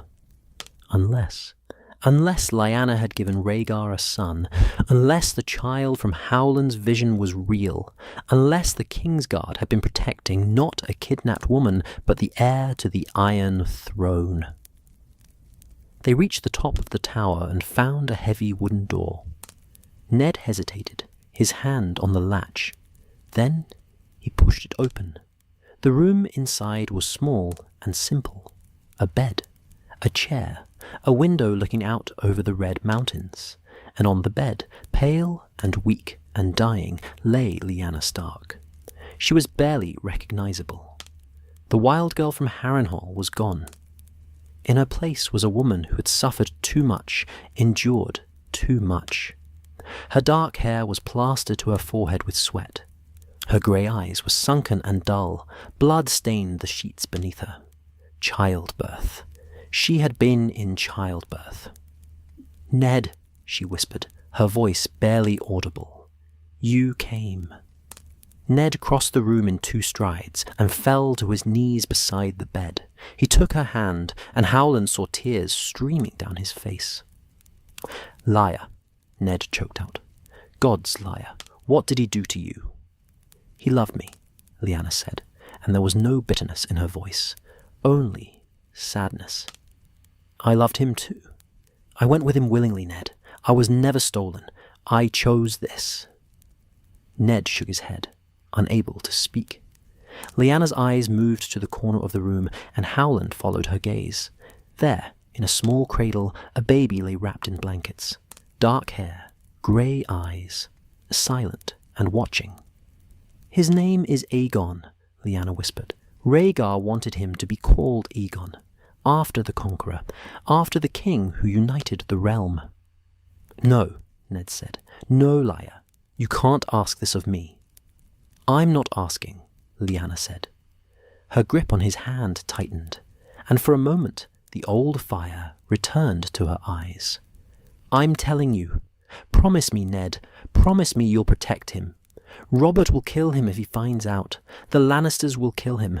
Everyone will kill him because of who his father was. But he's just a baby. He's innocent. Promise me." "Liar. Promise me." Her voice rose, desperate and fierce, and then she coughed, and blood flecked her lips. Ned bowed his head. "I promise." Lyanna smiled. It was a sad smile, but it was real. "Thank you, brother. Thank you." She looked at Howland then, and her eyes held recognition. "The crannogmen, from Harrenhal. You came." "Yes, my lady," Howland said quietly. "Good," Lyanna said. "Ned will need a friend who understands. Someone who can keep secrets. The North remembers, they say. But some things must be forgotten. Some truths must stay buried." "I understand," Howland said, though his heart was breaking. Lyanna's eyes closed. Her breathing grew shallow. Ned held her hand and whispered to her, words of home and winter and the North she would never see again. She died as the sun set, painting the red mountains gold and crimson. She died with her brother's hand in hers, and her son crying softly in the corner. And Howland Reed, who had seen this moment in visions months ago, who had been prepared by the old gods for this exact purpose, stood witness to the death of the she-wolf and the birth of a secret that would haunt the realm for years to come. Ned did not speak for a long time. He simply held his sister's hand and wept. Then finally he stood and crossed to the cradle. He picked up the baby, awkward and careful, and looked down at the child's face. "What will you tell them?" Howland asked. "The truth," Ned said. "That Lyanna died, that I found her too late, that Rhaegar dishonored her, and this is the result." "And the child?" Ned looked at Howland, and his eyes were harder than Howland had ever seen them. "He is my son, my bastard, born of a woman I met during the war. His name is Jon Snow. That is what I will tell them. That is what everyone will believe." "They'll hate you for it," Howland said. "Your wife, your family, everyone will think you broke your vows." "Let them," Ned said flatly. "Let them think me an oathbreaker. Let them think me weak and foolish and dishonourable. I can bear their scorn. What I cannot bear is this child's death. I promised, Lyanna. I promised. Howland nodded slowly. Then I promised too. I will never speak of this. Not to anyone. Not ever. Ned met his eyes. You are the only living man who knows the truth. The only witness. Can you carry that burden? Howland thought about the Isle of Faces, and the visions and the weight of knowledge the old gods had given him. He thought about all the secrets he already carried, all the things he had seen that he could never speak aloud. Yes, he said, I can carry it. They buried Lyanna at the foot of the tower, wrapping her in the white cloak of Sir Arthur Dane. Ned built a cairn of stones over her grave, marking the place where the she-wolf fell. They spoke no words over the dead. There was nothing left to say. The northern men were buried nearby, their weapons placed in their hands, their faces turned north toward home. Good men, loyal men, men who had died for the Lord and would never know the truth of what they had been protecting. The 3 Kingsguard were buried together, their swords at their sides. They had kept their vows to the very end. They had died protecting their king. That they had failed made their sacrifice no less honourable. Howland stood among the graves and felt the weight of it all. 12 men dead, 1 woman dead, and 1 child alive, carrying a secret that could tear the 7 kingdoms apart all over again. The old gods had brought him here for this, to save Ned Stark, to witness the truth, to help carry the burden of silence. As they rode away from the Tower of Joy, the baby wrapped in Ned's cloak, Howland looked back one last time. The white tower stood alone against the red mountains, beautiful and terrible, a monument to love and lies and the terrible cost of keeping promises. Some oaths are sworn in words, others are made in blood and silence, and those are the ones that break a man if he ever tries to speak them aloud. Howland Reed had made his oath, and he would keep it for the rest of his life, no matter what it cost him. The old gods were watching, and Howland had played his part. Now all that remained was the long road home and a lifetime of silence. The journey back to the north was the longest of Howland Reed's life. They travelled slowly, carefully, 2 men and a baby making their way through a realm that was still bleeding from war. Ned wrapped the child in his cloak and told anyone who asked that this was his bastard son, born of a moment of weakness during the rebellion. The shame in his voice when he said it was so real that no one questioned the story. Men had bastards all the time. Even honourable men sometimes broke their vows. Howland watched Ned carry that lie, watched it settle onto his shoulders like a physical weight, and said nothing. There was nothing to say. They had both made their promises to a dying woman. They would both keep those promises, no matter the cost. The baby rarely cried. He was a quiet child, watching the world with solemn grey eyes that seemed too old for an infant. Sometimes Howland would hold him while Ned tended the horses or gathered firewood, and the child would stare up at him as if he knew, as if he understood, even at a few weeks old, that he was the centre of a terrible secret. John, Ned had named him, Jon Snow, a northern name for a northern bastard. The boy would grow up in Winterfell, raised alongside Ned's true-born children, always knowing he was different, but never knowing why. Never knowing that he was not a bastard at all, that his real name was Aegon Targaryen, that his father had been a prince, and his mother had been a she-wolf who chose love over duty and paid for it with her life. They stopped in a village somewhere in the Reach, and an old woman saw the baby and smiled. "A handsome boy," she said. "Looks like you, my lord. Same serious face." Ned thanked her and moved on, but Howland saw the way his jaw tightened. The boy looked nothing like Ned. He had Lyanna's colouring, Lyanna's features. But people saw what they expected to see. They saw a northern lord with a dark-haired baby and assumed the obvious. No one looked closer. No one questioned. That was how lies worked. They only needed to be believable enough, and people would believe them because it was easier than searching for truth. They reached King's Landing after 3 weeks of travel. The city was different now. Robert's banners flew from every tower. The streets were being cleaned and repaired.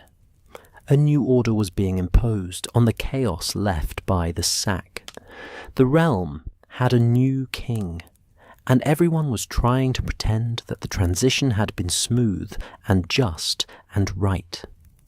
Ned went to Robert immediately. He left John with Howland in a room at the inn and rode to the Red Keep alone. He was gone for hours. When he returned, his face was drawn and grey. "What did you tell him?" Howland asked quietly. "That Lyanna died in my arms," Ned said. His voice was flat, empty. "That she was in a bed of blood. That she made me promise to bury her in Winterfell, in the crypts beside our father. That was all she said." "And he believed you?" "He didn't want the details," Ned said bitterly. "He didn't ask what Rhaegar had done to her. He didn't ask if she had suffered. He broke. He wept like a child and drank himself into a stupor. His grief is real, but it's selfish. He loved what Lyanna represented to him, not who she actually was." Howland thought about the girl at Harrenhal, fierce and wild and furious at being told what to do. Robert had never really known her. He had been in love with a dream. "And the child?" Howland asked. Ned looked down at John, sleeping peacefully in a basket near the fire. Robert saw him. He assumed. I didn't correct him. He paused, his voice breaking. He made a joke about it, said he was glad I was human after all, that even Ned Stark couldn't go a whole war without finding comfort in some woman's bed. The shame in Ned's voice was so deep it hurt to hear.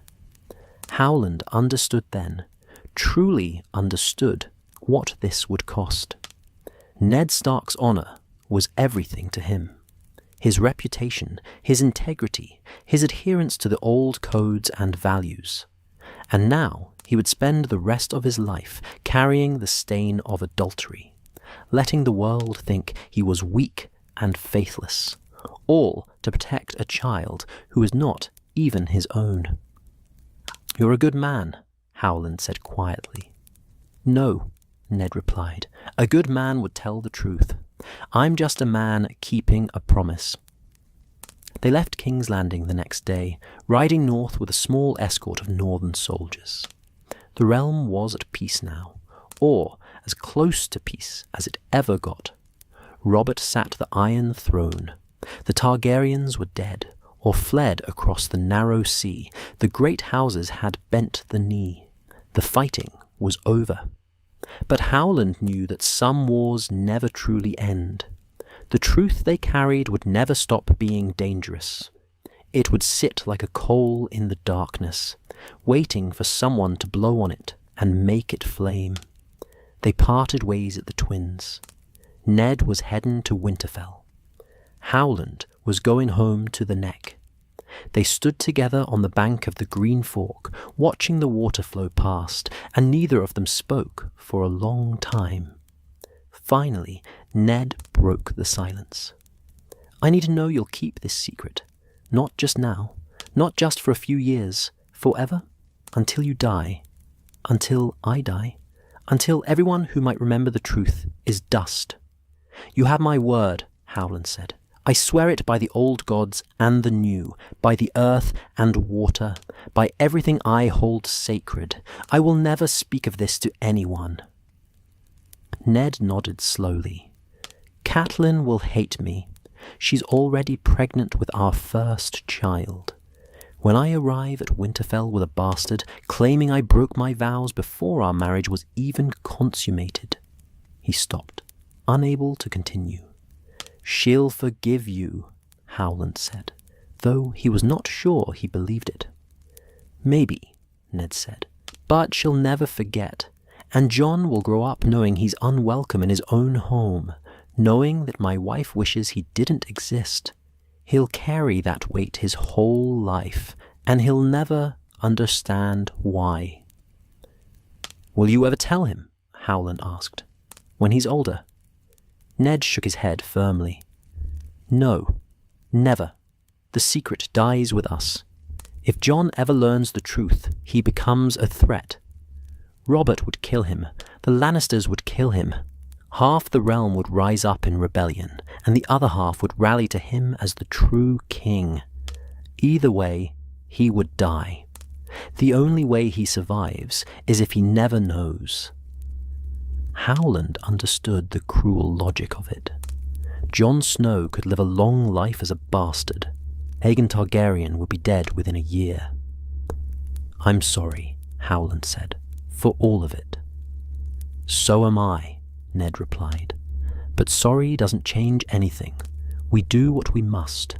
We protect those who can't protect themselves, and we live with the consequences. They embraced then, two men bound by blood and secrets, and promises made to a dying woman. When they parted, Howland knew he would never see Ned Stark again. Not like this. Not as friends who shared the truth. They would see each other at formal occasions, perhaps, when the North gathered, or when business brought Ned to the Crannogs. But it would always be different now. The weight of what they knew would stand between them like a wall. Howland rode into the neck alone, leaving the world of men behind. The swamps welcomed him back the way they always did, with mist and silence, and the soft sound of water moving through reeds. The crannogmen found him within hours and guided him home to Greywater Watch. His father was waiting, older now, greyer, but still standing strong. He looked at Howland for a long moment, seeing the changes that the journey had wrought. You went south, his father said. Yes, Howland replied. Did you find what you were looking for? Howland thought about the Tower of Joy, and the woman dying in a bed of blood, and the child who would grow up and never knowing his real name. No, he said quietly. I found something much worse. His father did not press him for details. The crannogmen understood that some things could not be spoken. Some burdens had to be carried alone. Life in the swamps continued, as it always had. The seasons turned. Summer gave way to autumn, and autumn began the long, slow slide toward winter. The crannogmen hunted and fished and raised their children and stayed hidden from the world. Howland married a woman named Gianna, quiet and kind, with green eyes and a gentle smile. They had 2 children, Mira, fierce and brave like Lyanna Stark had been, Jojen, small and strange, who had the green sight and dreamed dreams that frightened him. Howland taught his children the old ways. He taught them to hunt and fight and move through the swamps without sound. He taught them about the old gods and the weirwoods and the weight of history. But he never told them about the Tower of Joy. He never spoke of the secret he carried. He grew older. His hair turned grey. His face became lined and weathered. The years passed like water through his fingers, and the world changed around him. News came from the south occasionally. Robert Baratheon ruled from King's Landing, fat and drunk and unhappy. Ned Stark held the north, stern and just and lonely. Jon Snow grew up at Winterfell, a quiet boy who looked like his aunt and never knew it. The realm prospered. The Targaryens stayed in exile across the narrow sea. The peace held. But Howland never forgot. Every night when he closed his eyes, he saw the Tower of Joy. He saw Lyanna dying. He saw the baby with grey eyes. He heard Ned's voice making promises he could never break. Sometimes young men from the north would come to the Neck, seeking Howland Reed, wanting to meet the man who had fought beside Ned Stark at the Tower of Joy.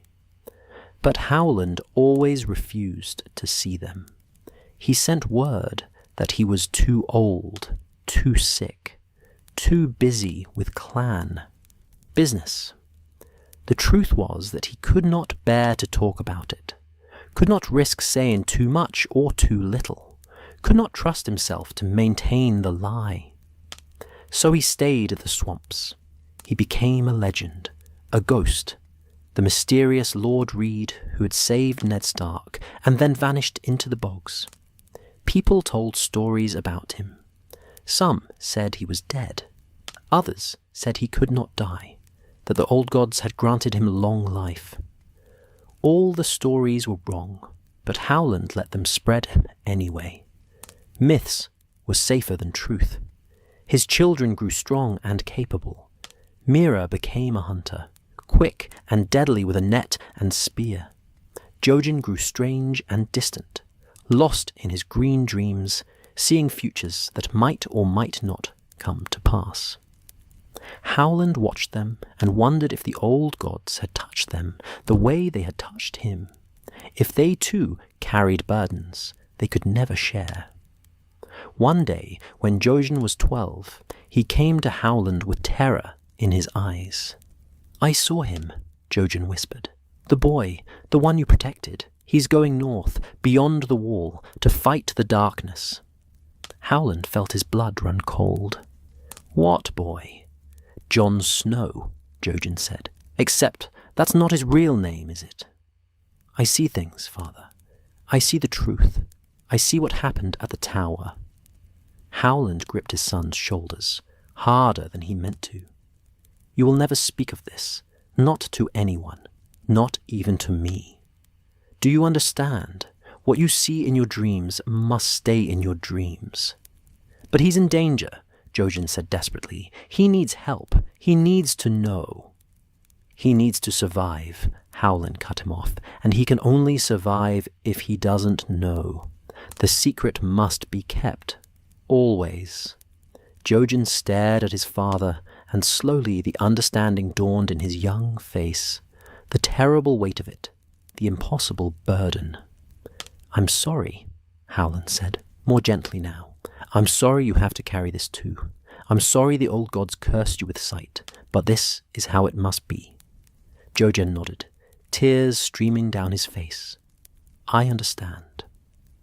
The years continued to pass. The long summer ended. Autumn came again, and with it the whispers of winter. The old gods grew restless in the weirwoods. Howland felt it in his bones, in his dreams, in the way the swamps seemed to hold their breath. Something was coming. Something the visions on the Isle of Faces had warned him about decades ago. The fragments were starting to fit together. The wall of ice crumbling, the dragons returning, the dead rising in the north. And at the centre of it all, a boy who thought he was a bastard, but was really a king. Howland sat by the fire one night, old now, his hands gnarled and his back bent, and thought about all the choices that had led him here, leaving the swamps as a boy, going to the Isle of Faces, meeting the Starks at Harrenhal, riding to the Tower of Joy, making a promise to a dying woman.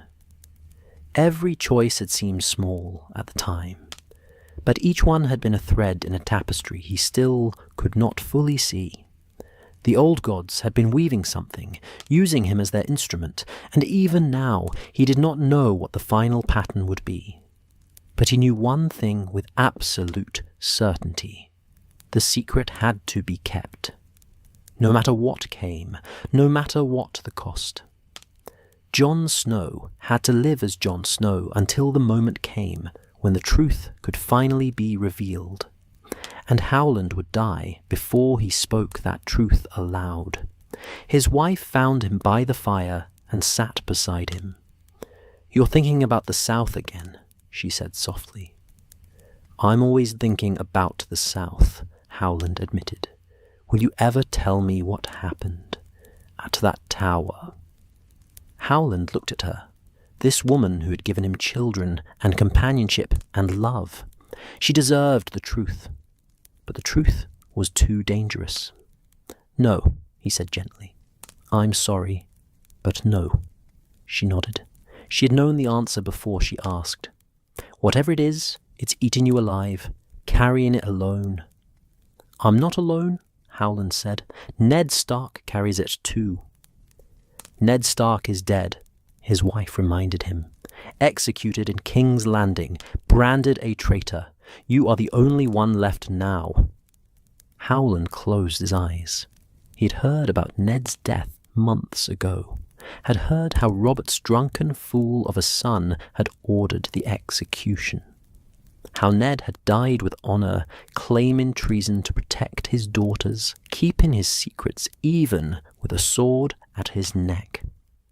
Howland had wept when he heard, wept for the friend he had lost, wept for the burden that was now his alone, wept for the boy at the wall who had lost his father and would never know what that father had sacrificed for him. "Then I carry it alone," Howland said, "and I will carry it until I die. And when I die, I'll take it to my grave, and the secret will die with me." "Unless it doesn't need to be a secret anymore," his wife said quietly. "Unless the time comes when the truth is more important than the lie." Howland looked at her sharply. "What do you mean?" "I mean the world is changing," she said. "Dragons have returned. The dead are walking. The old powers are waking up. Maybe the secret you're keeping isn't meant to stay buried forever. Maybe it's meant to be revealed at exactly the right moment." Howland thought about that. Thought about the visions, the prophecies, and the way the old gods worked. They did not show the whole picture. They only showed pieces, fragments, moments that mattered. Maybe this was all leading somewhere. Maybe the secret had a purpose beyond just protecting a child. Maybe Jon Snow was meant to learn the truth. Just not yet. "If that time comes," Howland said slowly, "if the moment arrives when the truth must be spoken, I'll know. The old gods will show me. Until then, I stay silent." His wife squeezed his hand. "Then we'll wait together." And so Howland Reed waited, in the swamps, in the silence, in the company of the old gods who whispered in the weirwoods. He waited for the moment when the secret would finally matter, when the truth would be more important than the lie, when Jon Snow would need to know that he was Aegon Targaryen, son of Rhaegar and Lyanna, heir to the Iron Throne and the prince who was promised. He waited, and he remembered, and he kept his promise to a woman who had died in a bed of blood in a tower in the Red Mountains of Dawn. Some oaths are sworn in words, others are made in blood and silence, and those are the ones that break a man if he ever tries to speak them aloud. Howland Reed had kept his oath for decades. He would keep it until the day he died, or until the old gods told him it was finally time to speak. In the swamps, secrets sink deep and stay buried. And Howland Reed, the only man who knew what truly happened at that tower, chose silence. Not out of fear, but because some truths are too dangerous to live in the light of day, until the darkness itself becomes so great that only the light of truth can drive it back. And when that day came, if it ever came, Howland would be ready. The crannogman who had left the swamps as a boy would speak at last. The witness to the greatest secret in Westeros would break his silence. And the world would learn that the bastard of Winterfell was really a king. But not yet. Not today.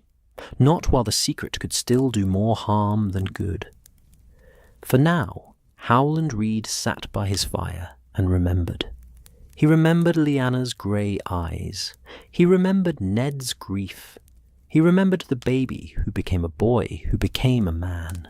He remembered the promise and the tower and the weight of silence. And he waited. The old gods were watching. The wheel was turning. And somewhere in the north, Jon Snow lived and breathed, and had no idea that his entire life was built on a lie that had been told to save him. If you followed Howland's journey from the Isle of Faces to the Tower of Joy and back to the silence of the swamps, you've walked alongside one of the greatest mysteries in all of Westeros. What do you think Howland saw? What did he do? And when the truth finally emerges, will it be worth the years of silence? The crannogman kept his promise. The secret stayed buried, and the realm moved on, never knowing how close it came to tearing itself apart over a child born of love in a tower of white stone. In the end, that was enough. It had to be enough. Because some promises are more important than truth, and some lies are told out of love. Howland Reed understood that better than anyone, and he would carry that understanding to his grave.